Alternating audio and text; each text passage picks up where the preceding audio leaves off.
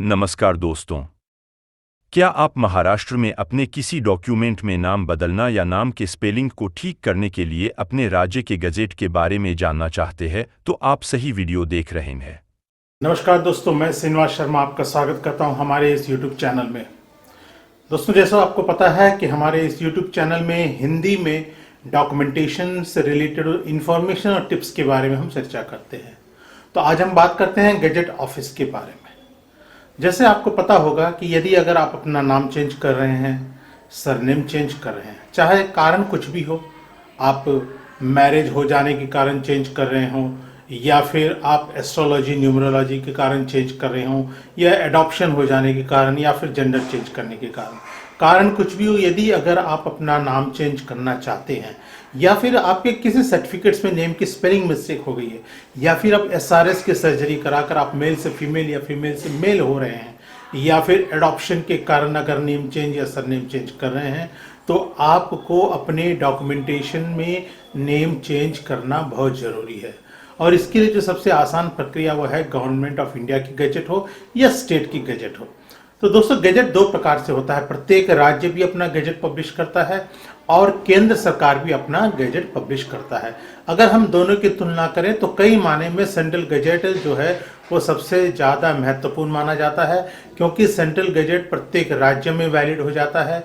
दूसरी चीज़, वो इंग्लिश में छपती है, इसलिए किसी भी राज्य में आप इस्तेमाल करते हैं तो लैंग्वेज की कोई दिक्कत नहीं होती है, क्योंकि बहुत सारे राज्य सरकार उनके जो गैजेट है अपने ही रीजनल लैंग्वेज में पब्लिश करती है। इसके अलावा जो सेंट्रल गवर्नमेंट की गैजेट है वो आउटसाइड इंडिया भी वैलिड है, यानी है कि अगर आप अपने नेम चेंज करने के बाद अगर आप ट्रैवल कर रहे हैं अब्रॉड एजुकेशन के लिए, इमिग्रेशन के लिए या बिजनेस वीसा में भी, तो आपको दिक्कत नहीं होगी, क्योंकि आपको पासपोर्ट के साथ हो सकता है गैजेट को कैरी करना पड़ेगा अपने पर्पस के हिसाब से। तो इस प्रकार से राज्य सरकार भी करती है, केंद्र सरकार भी करती है, परंतु केंद्र सरकार का गैजेट महत्वपूर्ण है। जहां तक केंद्र सरकार का गैजेट का ऑफिस है, वह जो है आपका सिविल लाइन्स न्यू दिल्ली में है। कंट्रोलर ऑफ पब्लिकेशंस जो है मिनिस्ट्री ऑफ अर्बन अफेयर्स के अंतर्गत आता है। इनका दफ्तर जो है सिविल लाइन्स दिल्ली में है। और अगर हम राज्य सरकार की गैजेट की बात करते हैं तो राज्य सरकार की गैजेट भी प्रत्येक राज्य पब्लिश नहीं करता है गैजेट। दूसरी चीज, इनका जो टाइम है वह भी फिक्स नहीं हो पाता है, क्योंकि राज्य सरकार से ज़्यादा मुस्तैदी से काम केंद्र सरकार करता है। सेंट्रल गवर्नमेंट की गैजेट जो है वीकली होती है और प्रत्येक शनिवार को दिल्ली से पब्लिश हो जाती है, और ये ऑनलाइन है। लेकिन जहाँ तक राज्य सरकार की गैजेट है वह कई स्टेटों में अभी भी वो ऑफलाइन है। इस कारण जो है गैजेट को पब्लिश होने में भी डिले होता है, या पब्लिश हुआ नहीं हुआ पता नहीं लगता है। यदि अगर आपको राज्य सरकार की गैजेट पब्लिश करानी है तो आपको नेट में उनके वेबसाइट मिल जाएगी। वैसे प्रत्येक राज्य का जो राज्य सरकार की जो गैजेट है वह उनके कैपिटल से ही, यानी कि राजधानी से पब्लिश होता है।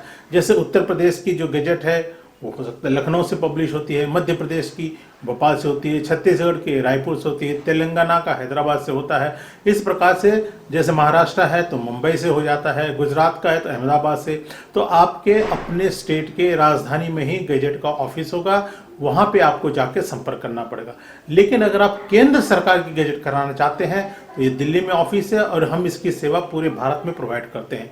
अगर आप अपना नेम चेंज या नेम करेक्शंस के कारण, एडॉप्शन के कारण, जेंडर चेंज के कारण, रिलीजन चेंज के कारण अगर आप सेंट्रल गवर्नमेंट की गैजेट पब्लिश कराना चाहते हैं तो आप हमसे संपर्क कर सकते हैं। स्क्रीन पे ये नंबर दिख रहा है।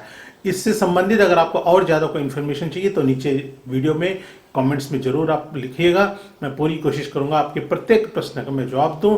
आपका दिन शुभ हो। इस चैनल को सब्सक्राइब करिएगा, बेल आइकॉन प्रेस करेंगे, जैसे मैं नए वीडियो डालूंगा किसी भी डॉक्यूमेंटेशन रिलेटेड उसकी सूचना आपके पास आ जाएगी और सबसे पहले आप उस वीडियो को देख पाएंगे।